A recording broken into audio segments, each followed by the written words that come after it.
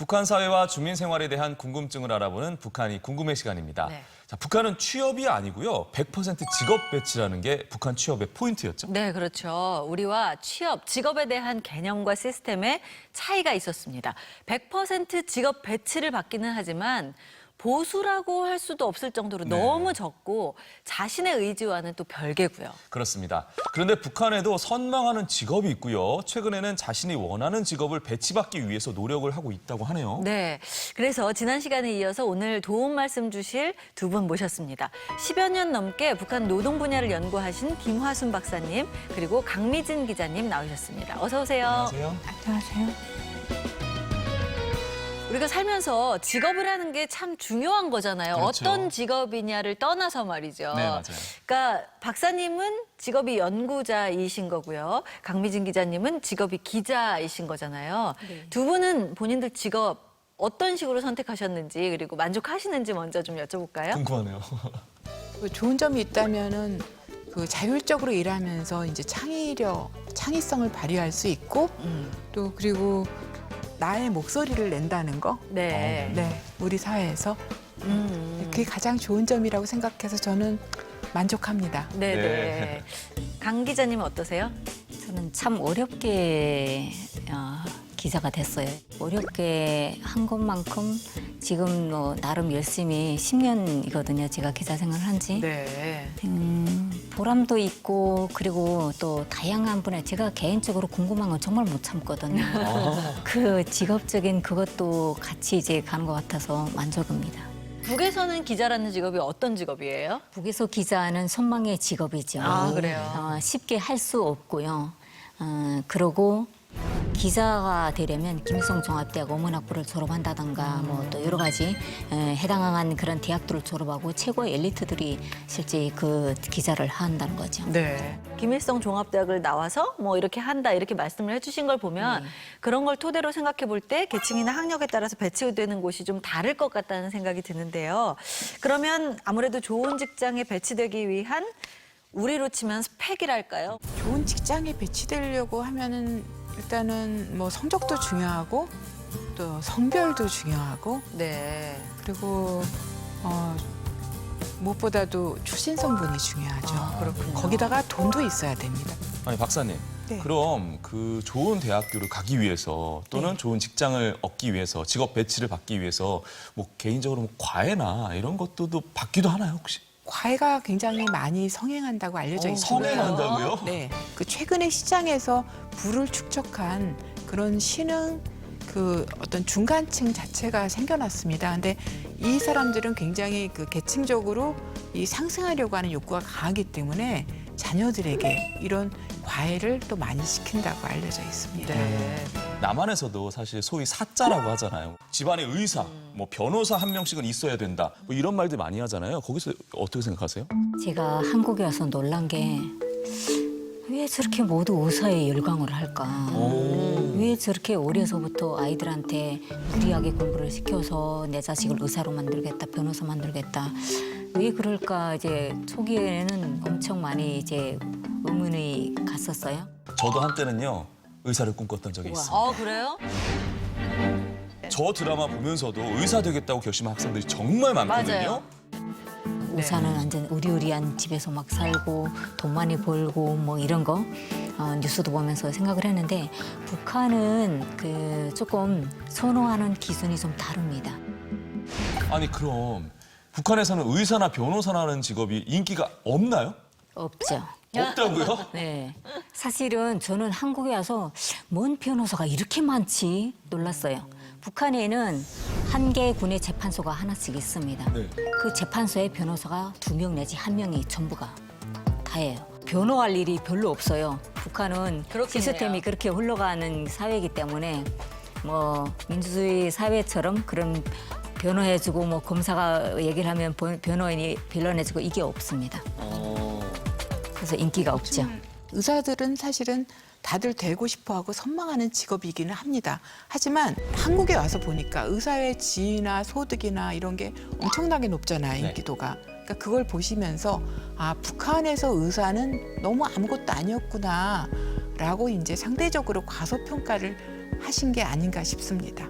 그러니까 확실히 선호 직업에 대한 차이가 북한과 남한이 갈리죠. 확실히 갈리는 네. 것 같습니다. 또 우리나라에서는 교사도 굉장히 선호하잖아요. 아, 상당히 인기가 임용고시 많죠. 굉장히 어렵거든요.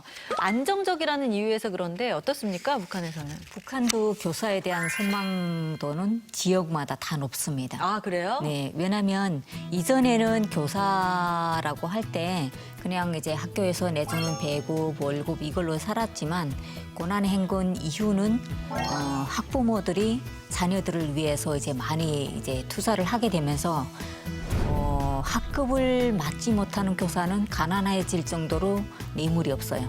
하지만 다른 교사들은 엄청나게 명절 그리고 결혼 때도 가전제품을 다 해줍니다, 학부모들이.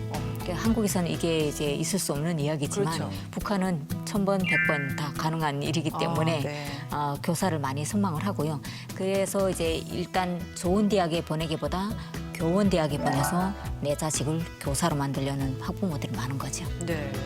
자, 그렇다면요. 네. 이외 북한 청년들이 어떤 직업을 선망하고 있는지 한번 어떤 게 있는지 한번 맞춰볼까요, 일단?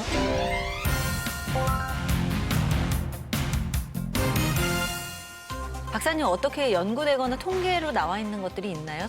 통계로 선호 직업에 대해서 나온 거는 없고요. 일단은 북한을 조사할 수가 없기 때문에 네. 주로 이제 탈북민들에 대한 조사인데 근데 그 부분에 대해서도 그 제1위는 확고부동하게 단간부로 나왔습니다. 어떤 정치에 대한 야망이 있기 때문인가요? 그런 정치가가 되려는 야망이 아니라 북한 사회 자체가 권력으로 움직이고 있는 사회이기 때문에 권력이 없으면 얼마나 고생하는지를 알아요. 있던 부도 순식간에 날아갑니다. 그렇기 때문에 그 정치에 관심이 없더라도 권력을 가져야지 나를 지킬 수 있고 내 집안을 지킬 수 있다. 라는 것을 사실은 8090 세대들도 잘 알고 있습니다.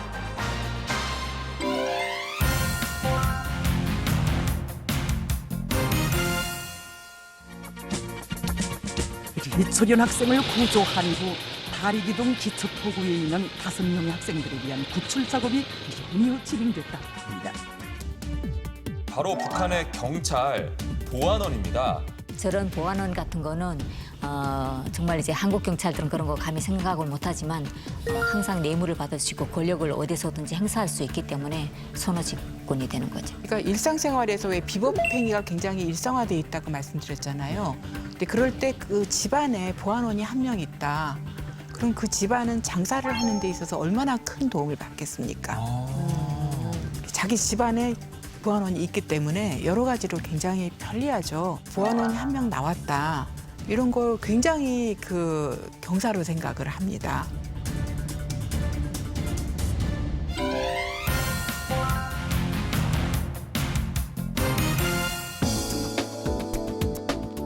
네, 그리고 다음 북한의 선망 직업은요. 바로 철도원입니다. 이거는 또 좀 의외예요. 그러게요. 뭐 우리나라도 철도 공무원이 인기가 있긴 한데요. 근데 되게 약간 신선한 직업인 것 같아요. 저희 외가가 전부 철도거든요. 아, 그래요? 네. 생활 조건이 안 좋아진 후부터 이제 주민들이 장사를 많이 해야 되잖아요. 네. 열차가 잘 안 다녀요. 그리고 어쩌다 한 번 오는 차에 사람이 완전 새까맣게 몰려드는데 장사를 하려면 이런 인맥이 없으면 절대 못 하는 거예요. 기관차 저게 그 아변실도 있고 저게 뭐 기관실도 있어요. 네네. 그 기관실에 장사짐을 다 싣고 본인들이 장사도 합니다.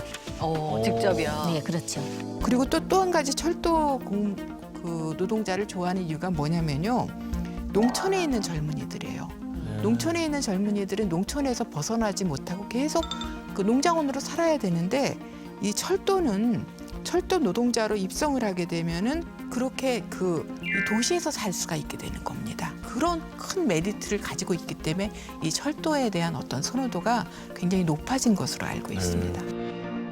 이 북한 청년들이 철도 공무원, 뭐 열차원이 되기를 선망한다 이런 부분은 굉장히 신선했는데 그 이유가 네. 장사와 관련된 어떤 부수적인 것들이 그렇죠. 굉장히 많이 있다 이런 부분에 있어서는 좀 이 직업에 대한 생각 또 이런 것들이 조금 청년들이 변화하는 게 아닌가 하는 생각이 들어요. 어떻습니까, 박사님? 제가 보기에는 어떤 단순히 시장에서 돈만 버는 게 문제가 아니라 어떤 직위를 가지고 있으면서 직업을 가지고 있으면서 먹을 알이 많은 직업 그걸 먹으라리라고 표현을 하거든요. 네. 네네. 그러니까 부수적으로 얻는 어떤 특권이라든가 돈이라든가 이런 게 그냥 앉아서 그 자리를 지키면서 이제 하면은 이제 사람들이 갖다 주는 거죠. 그러니까 이 장사를 하는 사람들은 굉장히 힘들게 일하고 머리를 숙이면서 돈을 내야 되는데 여기는 앉아서 이제 받을 수 있는 그런 직업을 좋아하는 경향이 있는 거죠. 그러니까 우리도 뭐 시대에 따라서 또 아까 김대호 아나운서는 드라마를 보고 취향이 많이 계속 바뀐다고 바뀌었습니다. 했는데요. 예, 계속 바뀌었어요. 예, 인기 직업도 바뀌기도 하고 또 새로운 직업도 많이 생겨나기도 생겨나기도 네. 하잖아요. 북한의 취업과 직업도 이렇게 고정된 건 분명히 아닌 것 같습니다. 앞으로 어떤 방향으로 변해갈지 예상을 해보신다면 어떨까요? 박사님부터 말씀해 주실까요? 저는 이 평화 체제 구축을 할 것인가가 굉장히 중요한 관건인 것 같거든요. 만약 그래서 개방이 된다면은 이 무역 회사가 중심이 되는 새로운 경제 체계가 만들어지게 될 것입니다. 그러면 거기서 그 일하는 그러한 경제 관료들이 득세하고 선망받는 직업으로 떠오르지 않을까 전망을 합니다. 그리고 지금보다는 전문인이라든가 기술인들이 과학자들이 대접받는 그런 사회가 될 거라고 생각이 듭니다. 네. 인적 자본 부분에 대한 그 축적이 이루어져야지만 경제가 발전할 수 있기 때문에 아마도 그런 부분에 대한 인정이 좀 더 되게 될 것이다. 예, 라고 생각합니다. 네. 강 기자님, 북한 직업 어떻게 변할까요? 저는 어떻게 좀 생각을 하냐면 일단 북한이 지금 운행 업무를 조금씩 넓혀가고 있어요. 네. 그러면 전국에 있는 지점들의 운행원들이 좀 들어있지 않을까, 네, 한국처럼. 그리고 평양이나 지방의 큰 도시들 같은 경우는 커피 문화가 상당히 많이 이제 발전이 됐어요. 그러니까 커피 바리스타라든가 뭐 커피 전문점에서 일하는 그런 것도 좀 변할 수 있을 것 같고요. 일단 북한이 최근 2010년대에 들어서면서 공항을 뭐 확장을 하거나 또 넓혀나가고 있잖아요. 그런 걸 봐서는 또 공항 뭐 그런 승무원이라든가 이런 것도 많이 좀 바뀔 것 같아요. 네. 어떤 그 산업적 변화에 대해서 여기서 굉장히 말씀을 많이 해주신 것 같습니다. 네. 근데 이게 뭐 생계 유지의 수단이기도 하지만 자아 실현을 통해서 보람을 느끼면 엄청나게 좋은 거잖아요. 네. 그런데 그렇지 못한 현실이 지금 북한의 현실이라는 게 너무 안타깝네요. 그렇습니다. 사실 남한 청년들도 취업난 때문에 괴롭긴 하잖아요. 그렇죠. 그게 좀 해소돼서 마음껏 날개를 펼치고 일할 수 있었으면 좋겠고요. 북한 청년들은 돈벌이를 넘어서 좀 자신의 꿈을 발견하고 즐겁게 일할 수 있는 환경이 마련됐으면 좋겠습니다. 사실 굉장히 놀라웠어요. 직업을 그냥 배치받는다는 것. 그러니까요. 그렇죠? 자, 오늘 도움 말씀 주신 두 분이었습니다. 고맙습니다. 맞습니다.